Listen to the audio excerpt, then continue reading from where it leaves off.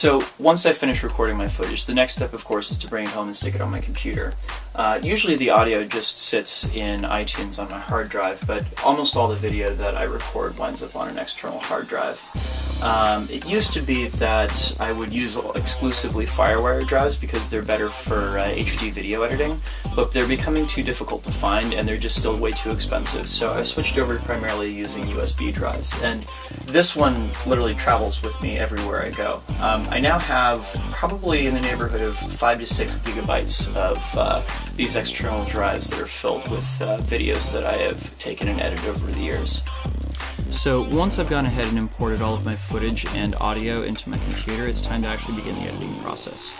And I really only use 3 different pieces of software for that. For my audio editing, I use Audacity, which is awesome because it's open source and it actually has pretty sophisticated modules to it. I use Adobe After Effects for my beginning and end titles and any footage that requires any kind of overlays to it. And finally, I use iMovie for the actual nuts and bolts editing. So let's actually go through the process of editing a single video so you can see what it looks like. First and foremost, I'm going to go ahead and go to my iTunes right here. Voice Memos, of course, is the playlist that all of the voice memos I've recorded wind up in iTunes. I'm going to find the particular file that I'm looking for and drag it over here to Audacity. And what you'll see here, of course, is a big long audio waveform, and in its raw form, it actually doesn't sound terribly good. Hey guys. There's a lot of background noise to it, and the dynamic range is all over the place, so we're going to go ahead and fix these 2 problems. First and foremost, we're going to run it through a noise filter, and in Audacity, the noise filter is pretty easy to do.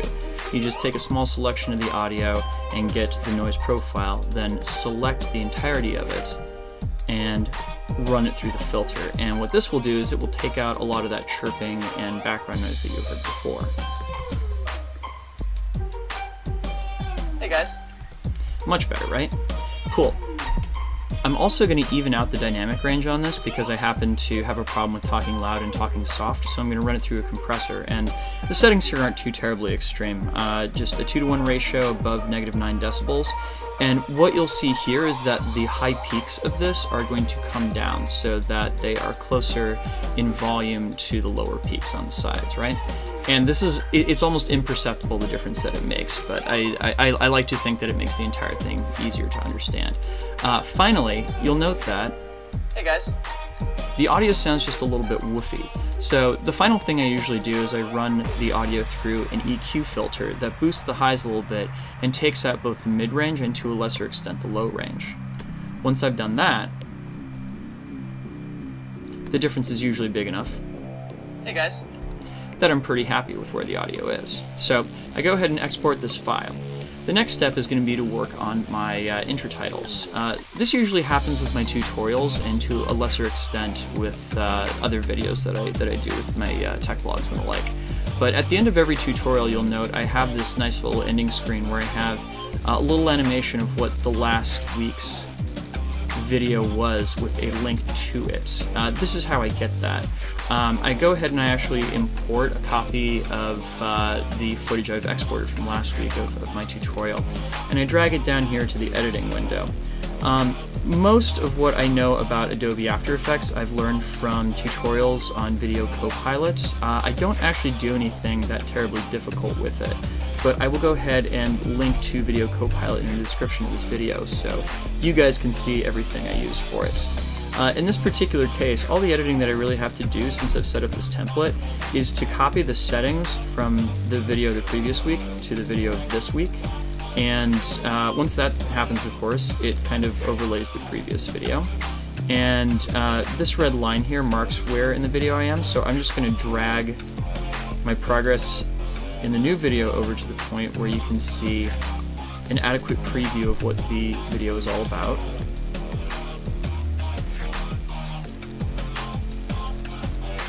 Start right about there, and I'll usually kind of drag through to preview it and everything. Looks like it's a good sample to have, and of course the final step then will be to change the text in here, and that's it. This is ready to export, right? So let's go over to iMovie and actually go through the process of editing a single video. In this particular case, I'll show you how I did the video on the Fantastic Four video from last week. After I create my project, I've got all the video I need for it here in this particular event on my external hard drive. I go ahead and I find the footage of me just doing the move for the slow-mo bit at the beginning. And I usually actually work backwards on this, where I find where I stopped in the video, and then I'll work my way back through 8 reps of it. So I'll look for 1, 2, 3, 4, 5, 6, 7, 8 reps. Whoops. Awesome. Copy that over to the editing window right here, and let's kill the audio right away because it's really annoying. And we're going to find a point that's like roughly halfway through the video, and cut the video there, and take advantage of that lovely slow-mo function that my flip cam has, and drop the speed down to 50%. And what we'll get now is we'll get the trick at normal speed a few times, and it will abruptly shift into slow motion for the last few reps of it. Beautiful. Now we add our titles.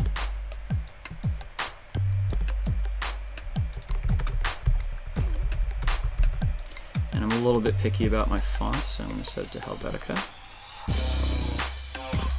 Sweet. And now it's actually time to take the narration and match the audio up with it. So I'm going to go ahead and drag over the video of my narration, which was recorded separately. And usually you can tell where the narration begins by the beginnings of these peaks, but as you can see, there's a whole lot of background noise on this. So let's go ahead and trim off all the beginning part before I actually start speaking. And if you just listen to it in raw form, it's pretty terrible. So I'm going to go ahead and take the audio that I've already edited and drop it in here. And now my mission is to try and sync it up with the video.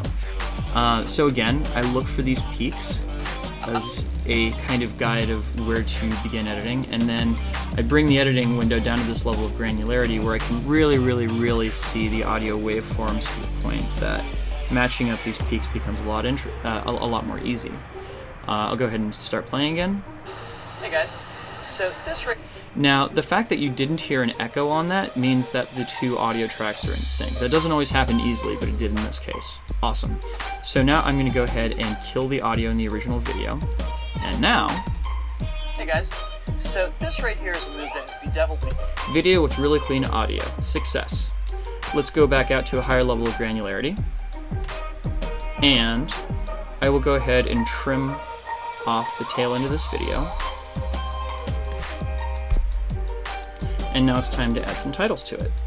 So I will take this in title that has all the links to the things that help me on my flow journey in it. And I will take this opening title, both of which were composed in Adobe After Effects, by the way, months ago. And then it's time for me to drop in my theme music, which very helpfully I've been given the rights to use by my friend Conway Jennings. He is a DJ from Richmond who actually was one of the first people who taught me poi when I moved to Washington, D.C. He's a hell of a nice guy. And this track, Drip Drop Hip Hop, right here is something that he composed. You can find him on SoundCloud at soundcloud.com/MrJennings. You'll also note that the narration audio right here is quite a bit lower than this recorded music before it. So I usually boost it just slightly to try and even the two of them out, but I don't want it to clip. So I'll usually go to somewhere between 133% and 150% depending. And that's it. This video is now ready to export and post. Now, please note, I have preset almost everything that I did in this video to make it quicker and easier to show you guys how I do this part of it. So usually this process actually takes me somewhere in the neighborhood of a half an hour or two, depending upon how complex the video is, 2 to 3 hours or more if it's going to be a compilation video. But this should give you a rough idea of what that editing process actually looks like. And now it's time to upload to YouTube. Hi, thanks so much for watching this video. If you haven't already, please subscribe to my channel here on YouTube. Doing so will help other people find my content, and it lets me know that I'm creating videos that are worth seeing. Also, check out my website at drexfactor.com. There, you can purchase sets of poi like the ones I use in my videos, and get access to a great range of written inspirational content. plus which you can subscribe to my videos there in the form of a podcast. Finally, if you go to flowtoys.com, you can enter in my special promo code and get a small discount on your order. Doing these things helps support me in my flow journey, and it means that I can make more videos for you guys. So, thank you in advance for your support.